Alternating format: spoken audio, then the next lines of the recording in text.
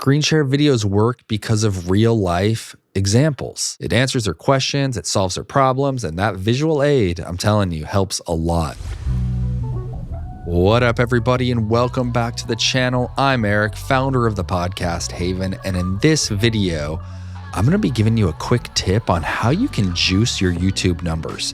And it's not meant to be like shady or some weird workaround. It's a type of video format that works really well. I'm talking about screen sharing videos, and why this works is because people want information, and a lot of us are visual learners. And when you have the screen share, those people get to see exactly what you're talking about. And screen share videos work really well for like educational content or content where you're trying to show somebody something or talk about something. When you add that visual element, it just helps a lot, and people end up getting a lot more out of it because they can actually see rather than hear. So I'm going to show you how to create engaging, compelling screen share videos that your audience will love. Let's give it a go. So like maybe you have a business style channel or accounting style channel or stock or crypto. You can demonstrate some of the accounting tools you use. You create that screen share of spreadsheets, maybe calculators, maybe there's proprietary tools, and maybe you know some like keyboard shortcuts or some workarounds or ways to use and access that software that a lot of people don't know and that they want to learn to help them speed up and be more efficient with those tools. Also, content creation. If you're in the content creation world, show people how you edit. Pull up that screen. This is how I cut X, Y, and Z portion. This is exactly where I add B-roll, and this is how you do that in a quick and easy manner. This is where I get B-roll. And maybe then you go to Google and you pull up the website of the B-roll that you like to use, the stock library that works well for you. Maybe you're doing audio. You could even have the audio playback. Okay, this is how I edit a podcast. I drop the music in here. I like to fade it down here. And when people are talking, I like to cut out their ums and their ahs and literally show how you do that within the software that you use. It could work well for design too, editing photos. This is how you fix the white balance. This is how you get rid of red eyes in Photoshop, and literally do that. Tell them the keyboard shortcut. Show them where the tool is on the screen, drag and drop, whatever you have to do. That's the type of content that screen share works really well for. And so how do you kind of weave that in and out of your video? Well, I think the best thing, and at least what's worked for me and what I see a lot of creators do, is you do the intro. Hey guys, welcome to the channel. In this video, I'm going to show you how to reduce redness in people's eyes in Photoshop.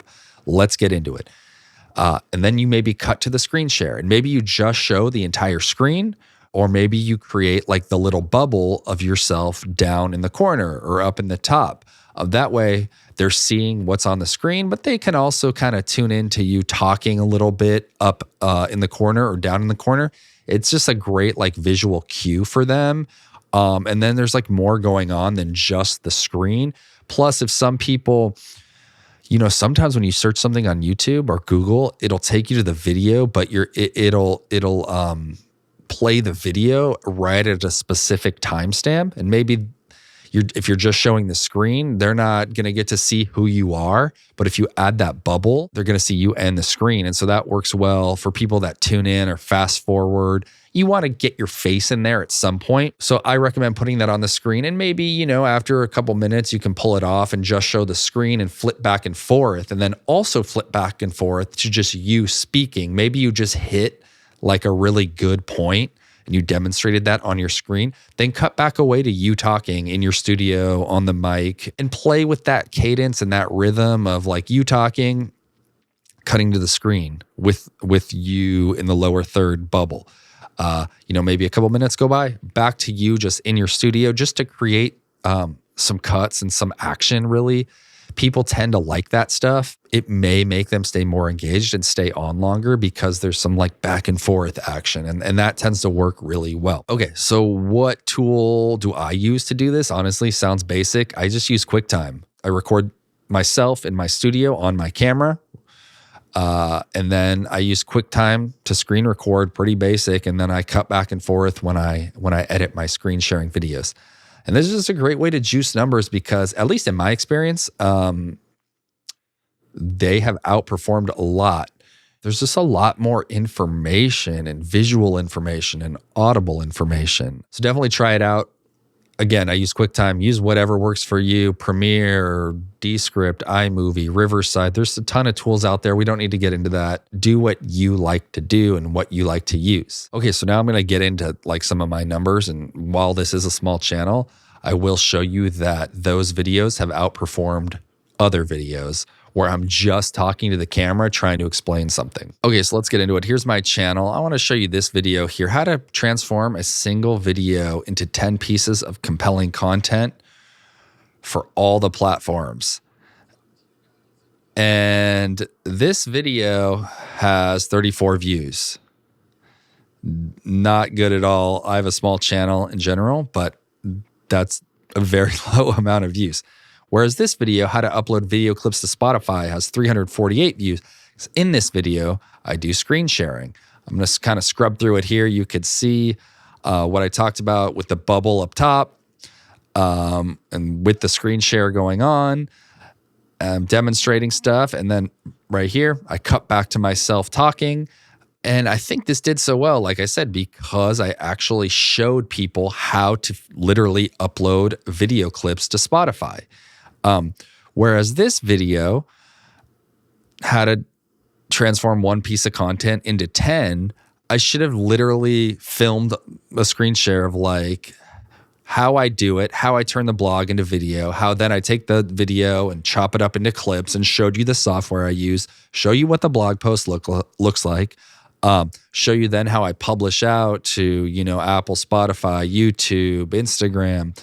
Instead, I just kind of filmed me talking about it in the car, and then I continued talking about it in my backyard. And you never know. That could be the topic of the video, or it could be because the screen share is a better video. It could be both. It probably is both. But the idea is to incorporate some screen sharing formats into your video strategy. And I think you will see some success. And I think you will see some of those videos outperform other videos.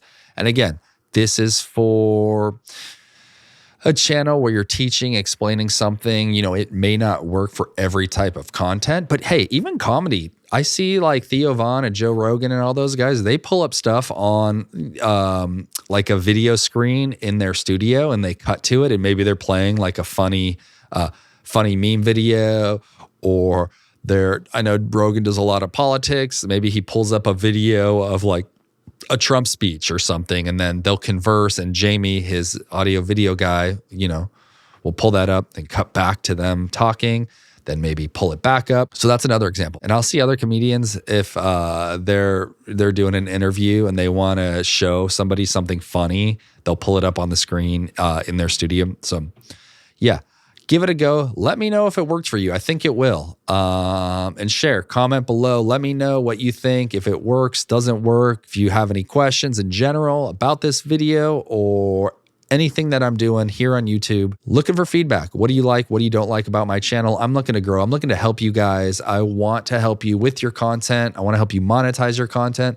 I want to help you ease the workflow and be more efficient with your content. So I'm going to continue sharing videos like this, as well as getting some of my friends on in the future who are pros at what they do in the content world.